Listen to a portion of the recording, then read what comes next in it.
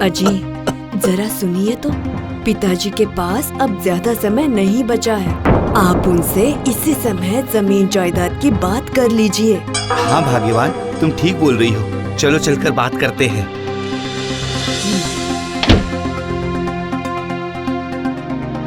पिताजी, पिताजी, आपको बहुत तकलीफ हो रही है क्या पिताजी? आपको बहुत परेशानी हो रही है पिताजी? मैं जरा तेल मालिश कर दूं क्या?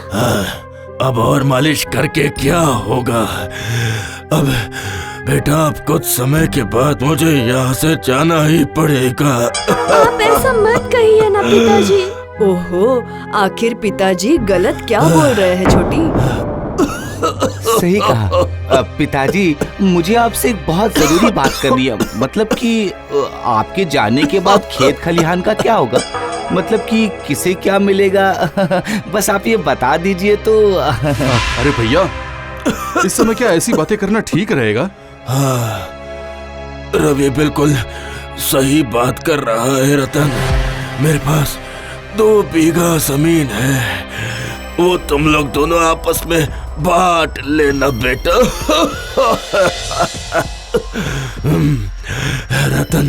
रतन, रवि तुम्हारा बड़ा भाई है, इसलिए अपने बड़े भाई की बात मानना। जी ठीक है बाबा।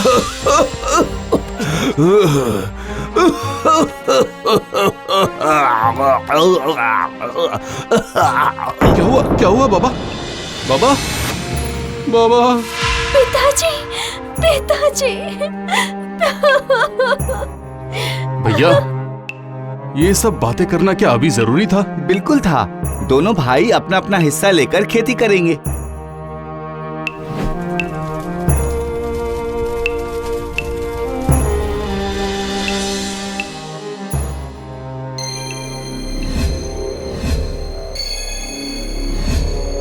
ये ले, ये वाला हिस्सा तेरा है। मतलब इतनी बड़ी जमीन में बस इतना छोटा सा जमीन का हिस्सा मेरा है? नहीं नहीं नहीं नहीं नहीं नहीं, ये कैसे हो सकता है? ये मैं नहीं मान सकता हूँ। नहीं नहीं। रतन, पिताजी ने क्या बोला था तुम इतनी जल्दी भूल गए? पिताजी ने बोला था कि भैया की बात मानना। हाँ, लेकिन ये कोई लेकिन वेकिन नहीं। मैं जो कर रहा हूँ तुम्हारे अच्छे के लिए ही कर रहा हूँ। पहले अच्छी तरह खेती करना तो सीख जाओ, उसके बाद ज्यादा जमीन ले लेना। तब तक पूरी जमीन पर मैं ही खेती करता हूँ, समझे? ये सब मैं तुम्हारे अच्छे के लिए ही कर रहा हूँ।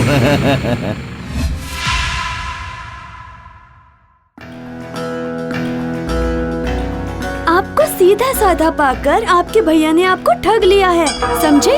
तो मैं क्या करूँ भाग्यवान? पिताजी ही बोल कर गए थे कि भैया की बात मानना। अगर मैं भैया से झगड़ा करूंगा तो पिताजी की बात का मान नहीं रह जाएगा। आपके जैसा सीधा साधा इंसान इस धरती पर और कोई भी नहीं होगा जी। आप बहुत अच्छे इंसान हो। चिंता मत करो भाग्यवान, चिंता मत करो। मैं अपना कर्म करते जाऊंगा। ऊपर वाला उसका फल मुझे एक न एक दिन जरूर देगा। देख लेना, तुम देख लेना। अरे मैं तो यही चाहती हूँ, यही चाहती हूँ मैं। अब मैं चलता हूँ भाग्यवान, उस जमीन पर बैंगन के 2 पौधे लगाकर आता हूँ।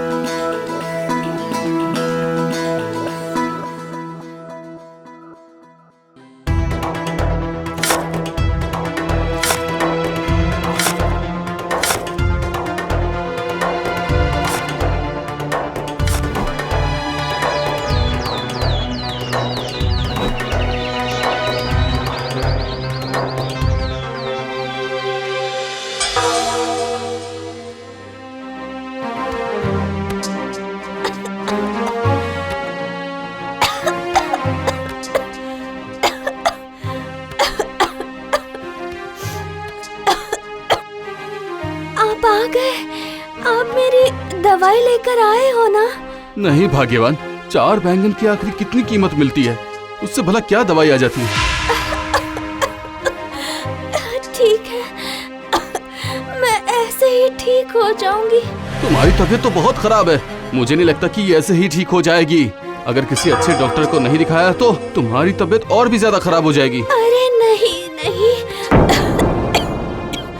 अच्छे डॉक्टर को दिखाने में बहुत सारे पैसे लगेंगे।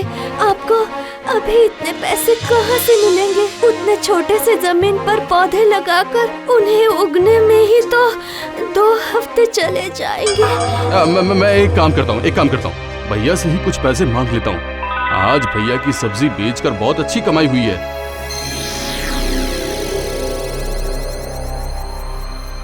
पैसे? नहीं नहीं नहीं नहीं, मेरे पास तो बिल्कुल भी पैसे नहीं है। क्या कह रहे हो भैया? मैंने तो आज ही देखा कि आपकी आज सब्जी बेचकर अच्छी कमाई हुई है।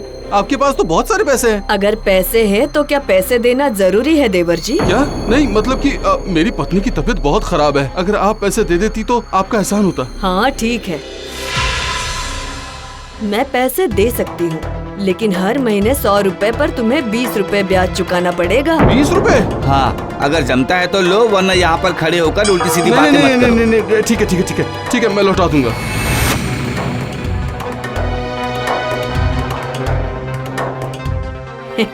मैंने कैसा दिमाग लगाया देखा आपने? अगर इसने सच में ब्याज सहित हमारे पैसे लौटा दिए तो हमारे वो पैसे कितने ज्यादा बढ़ जाएंगे, पता है आपको? वाह भाग्यवान वाह, तुम्हारा दिमाग कमाल का है, वाह।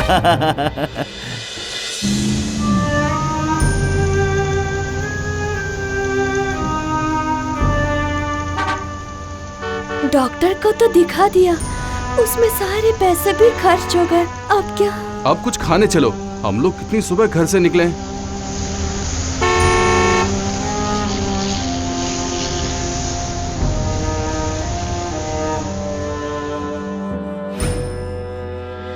क्या बताऊं भाई, अच्छा घास मिलना बहुत मुश्किल है। मेरे पास सारे विदेशी घोड़े हैं, अगर उन्हें अच्छा घास नहीं मिलेगा तो उनके शरीर में ताकत कहाँ से आएगी? बिल्कुल सही कहा। शहर में इतनी खाली जमीन भी नहीं है कि यहाँ पर घास की खेती की जाए। घास की खेती? ये क्या चीज है? एक बार पूछ कर देखता हूँ। देखता हूँ।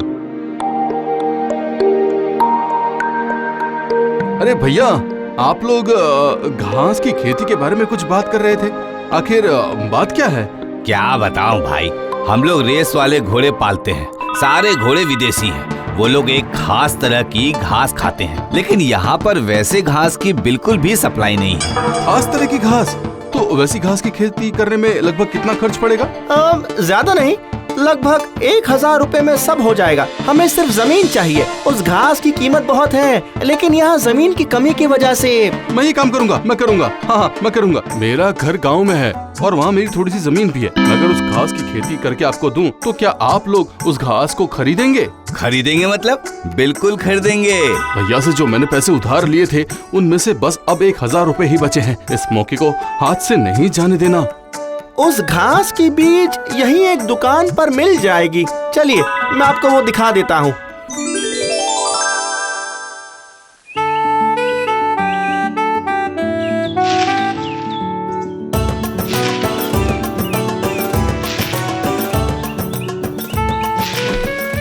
आप क्या पागल हो गए हैं क्या जी? सिर्फ घास खरीदकर आपने सारे पैसे बर्बाद कर दिए। भला घास भी कोई ढेर सारे पैसे देकर खरीदता है? अरे देखते हैं ना कि क्या होता है। आज घास के बीज लगाकर आया हूँ, उम्मीद है कि कल उनसे घास भी उग जाए।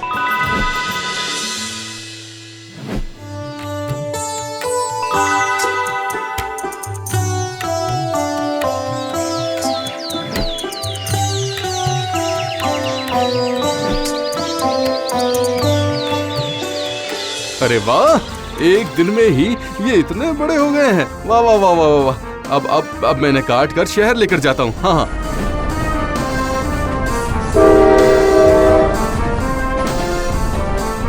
वाह वाह वाह, बहुत बढ़िया। आप तो बहुत अच्छी घास लेकर आए हो। ये लीजिए, पूरे 5000 है। क्या? इतनी थोड़ी सी घास के लिए 5000 रुपए? बाप रे बाप, ऐसा तो मैंने पहले कभी सपने में भी नहीं सोचा था।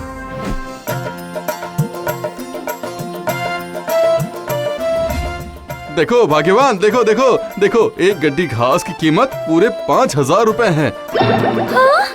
ये क्या बोल रहे हैं आप? सच में? हाँ सच मतलब? अरे बिल्कुल सच है ये। तब तो फिर आप आपसे बहुत ज्यादा मात्रा में घास की ही खेती किया कीजिए। ऐसा ही करूँगा भाग्यवान, ऐसा ही करूँगा। मैं बहुत ज्यादा मात्रा में बीज खरीद कर लेकर आया हूँ। ये लीजिए भैया, ब्याज सहित मैं आपके सारे पैसे आपको लौटा रहा हूँ। अरे ये क्या, सिर्फ 1 महीने में ही? आखिर कैसे? घास की खेती करके। घास? हाँ, घास। इसके बाद रतन थोड़ी और जमीन खरीदता है। उसमें वो विदेशी घोड़ों के लिए खास तरह की घास की खेती करने लगता है। उसी तरह उसके पास बहुत सारे पैसे आ जाते हैं। धीरे धीरे वो गांव की सारी खाली जमीन खरीद लेता है और एक दिन रतन अपने भैया के हिस्से की जमीन बहुत सारे पैसे देकर खरीद लेता है और ये बताता है कि अगर हम अपने दिमाग का सही इस्तेमाल करते हैं तो सभी मुसीबतों से छुटकारा पा सकते हैं।